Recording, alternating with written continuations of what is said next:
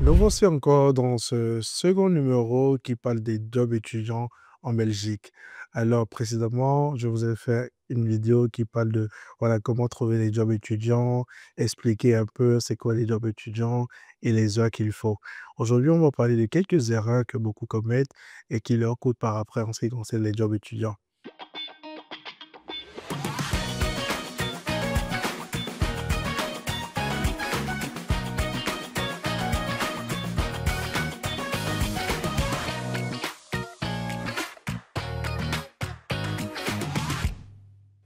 La première des choses, c'est de penser que le fait de pouvoir simplement déposer un CV ou bien de pouvoir s'inscrire sur le site de l'intérim suffit et de dormir à la maison pour qu'on t'appelle.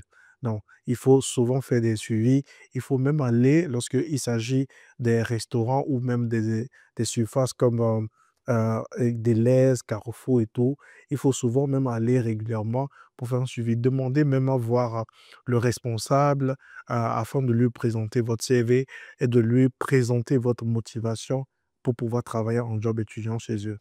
La deuxième chose, c'est que beaucoup mentent sur leur CV, ce qu'il ne faut pas. Il y a des expériences que vous avez forcément, peut-être pendant ces moments-là, on ne vous a pas renuméré de façon, je vais dire, plus professionnelle pour cela, mais ce sont des expériences que vous pouvez mettre sur votre CV, mais pas à pouvoir mentir sur des choses que vous n'avez même pas de compétences par rapport à cela. Qu'est-ce que ça cause? C'est qu'on va vous donner le job et après, on va se rendre compte que vous n'arrivez pas à assumer le travail. On va vous donner un C4 qui est le licenciement et sauf que dans certains domaines, lorsqu'on vous donne, le licenciement, bah, ça s'affiche chez tous les, magasins qui par exemple, je prends Colruyt.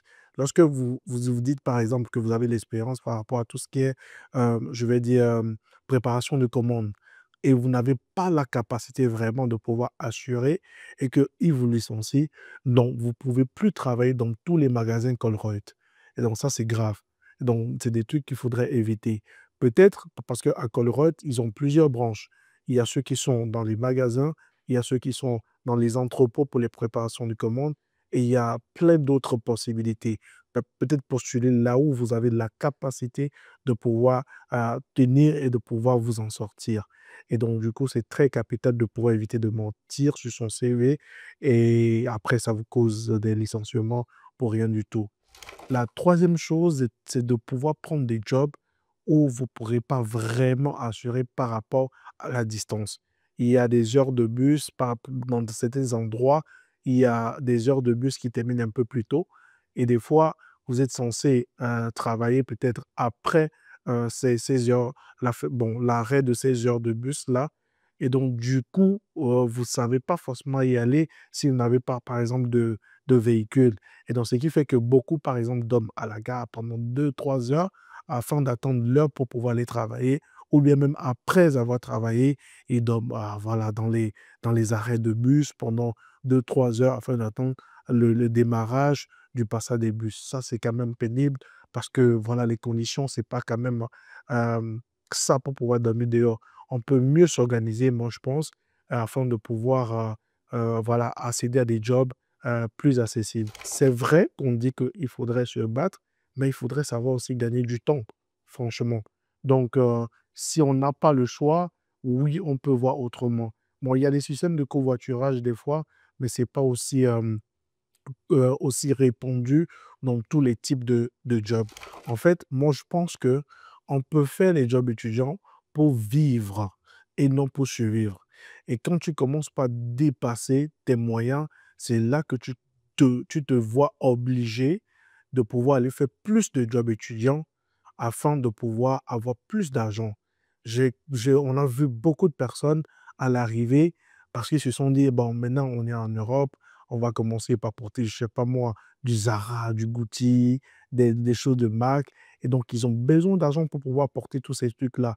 Et donc, du coup, sur le côté, ils sont obligés de travailler plus qu'il ne faut parce qu'ils ont besoin d'argent pour pouvoir garder un standard de vie qui n'est pas encore pour eux.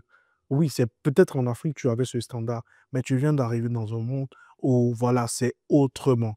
Il faut apprendre à s'adapter. Il faut apprendre à accepter la condition provisoire parce que c'est pas éternel, c'est provisoire afin de pouvoir aboutir voilà, à des conditions qui te permettent maintenant de pouvoir faire ces désirs que tu veux accomplir en termes de style ou bien je ne sais pas quoi. Et récemment, si j'en ai parlé, il ne faut pas faire des jobs étudiants pour forcément, oui, nourrir la famille en Afrique. Peut-être beaucoup ne comprennent pas, mais c'est très stressant d'avoir la pression de se dire que je dois répondre à tous les besoins en Afrique. Tu ne peux pas répondre, tu n'es pas Dieu. Donc, tu ne peux pas répondre à tous les besoins. Il faut chercher le strict minimum qui te permet d'apporter en tant qu'étudiant ta contribution aux parents ou bien à la famille que tu peux aider.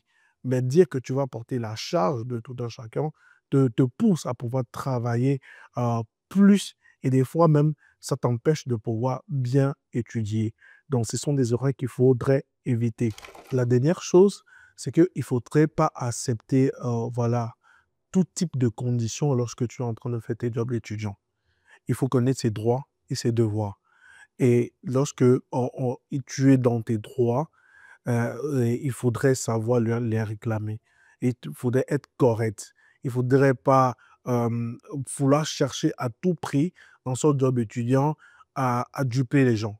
Je vois par exemple dans les préparations de commandes, les gens, lorsque il faudrait faire des préparations, arriver un moment parce qu'ils sont fatigués, ils commencent par faire du n'importe quoi, pensant qu'on ne les suit pas ou pensant que, voilà, on ne va pas les voir. Il y a d'autres même qui vont jusqu'à voler des articles parce qu'ils pensent que, bon, il y a personne, ou bien je peux m'en sortir, ou bien je vais m'approvisionner avec ça. On te suit, il y a des caméras partout. Il y a des fois même des surveillants qui passent sans que tu ne sois au courant. Et lorsqu'on t'arrête, c'est licenciement direct et c'est des choses qu'il ne faudrait pas faire. Je pense qu'on peut s'en passer et c'est très capital de le faire. D'ici là, portez-vous bien, retrouvez-nous au niveau de nos locaux, que ce soit en Afrique ou en Europe. On est situé au Cameroun, au Togo, bientôt au Sénégal et en Côte d'Ivoire. Et en Belgique, retrouvez-nous à avenue Émile de Bécaud 89, 1050 Bruxelles. D'ici là, portez-vous bien et à la prochaine.